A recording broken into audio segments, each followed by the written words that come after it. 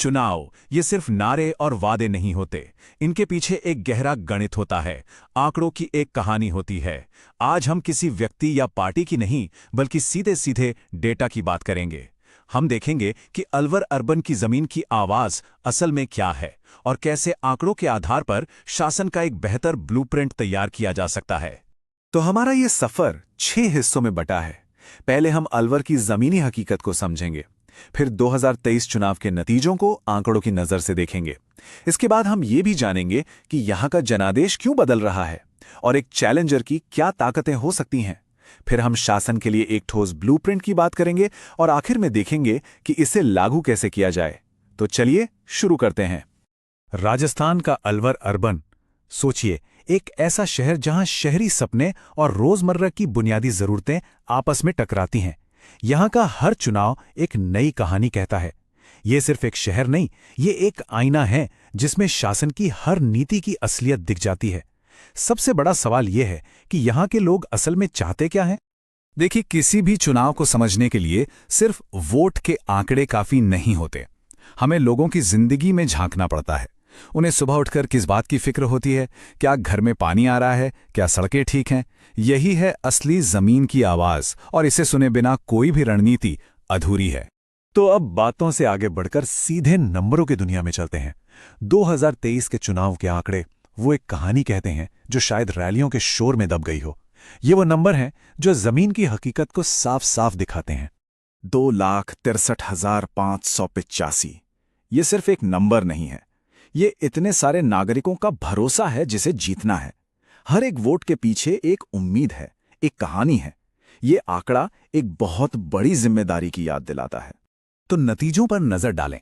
BJP 51.46% और कांग्रेस 46.30% पर, मतलब फासला सिर्फ 5% का। राजनीति में इसे नेक टू नेक लड़ाई कहते हैं।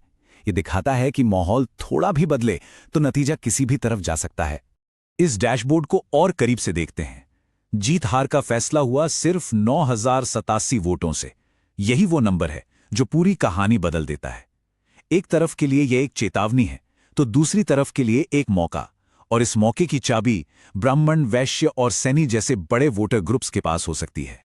तो अब सबसे बड़ा सवाल कि जो सीट कभी एक तरफा मानी जाती थी, वहां ये बदलाव क्यों आ रहा है? चलिए इस बदलते जनादेश की जड़ों तक चलते हैं और समझते हैं कि इसके पीछे की असली वजह क्या है। ये आंकड़े देखिए, ये कोई इत्तेफाक नहीं है, ये एक साफ ट्रेंड दिखा रहे हैं। 2013 में 61,000 से ज्यादा की लीड, और 2023 तक आते आते सिर्फ 9,000 की। ये जो गिरावट है, ये वोटरों के बदलते मिजाज का सीधा सीधा संकेत है। ये बताता है कि वोटर अब किसी को भी हल्के में लेने को तैयार नहीं है। जाहिर है, जब वोटर पढ़ा लिखा और शहरी हो तो वो पार्टियों से ज्यादा उम्मीद करता है, और यहीं पर एक जिम्मेदार राजनीतिक संवाद की अहमियत बढ़ जाती है। हमारे संविधान की भी यही भावना है कि सार्वजनिक बहस तथ्यों पर हो और हर व्यक्ति की गरिमा का सम्मान करते हुए हो।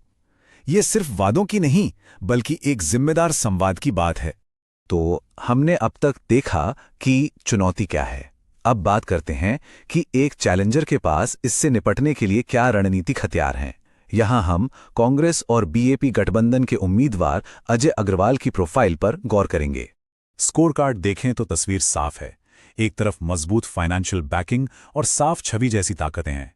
ये एक अच्छी शुरुआत है, लेकिन दूसरी तरफ पूरे शहर में एक मजबूत पहचान बनाने और खासकर युवाओं तक पहुंचने की चुनौती भी है। बिना एक मजबूत जमीनी टीम के ये ताकतें सिर्फ कागज पर ही रह जाएंगी। स्ट्रैटेजी में हम एक यूनिक एसेट खोजते हैं, मतलब कोई ऐसी खास बात जो आपके पास तो हो पर आपके विरोधी के पास ना हो। अलवर में कांग्रेस और भारतीय आदिवासी पार्टी का गठबंधन ठीक ऐसा ही एक एसेट है।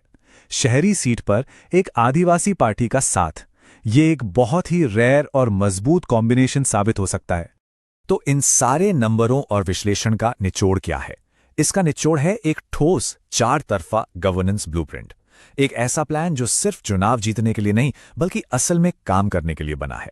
लेकिन कोई भी रणनीति बनाने से पहले सबसे बुनियादी सवाल पूछना जरूरी है। अलवर के लोगों को आखिर चाहिए क्या? क्योंकि राजनीति का असली मकसद तो लोगों की सेवा करना ही है।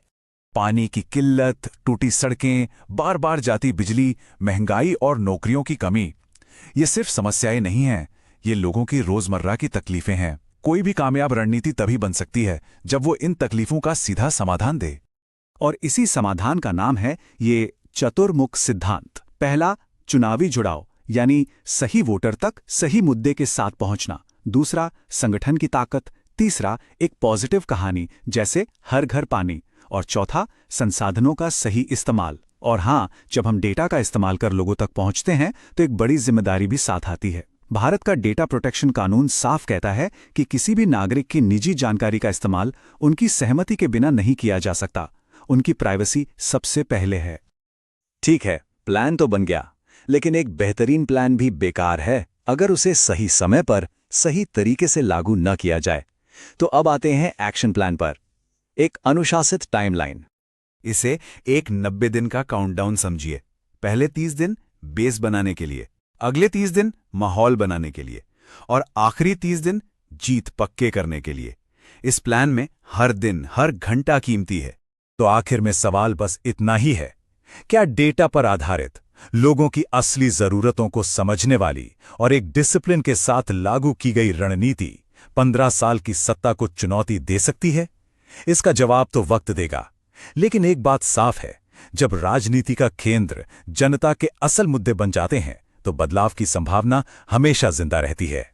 अगर आप एक जन केंद्रित नेता बनना चाहते हैं और अपने निर्वाचन क्षेत्र का उत्थान करना चाहते हैं तो blueprintstrategies.ai से mgr@blueprintstrategies.ai पर संपर्क करें या 08042041602 पर कॉल करें। Purpose beyond politics.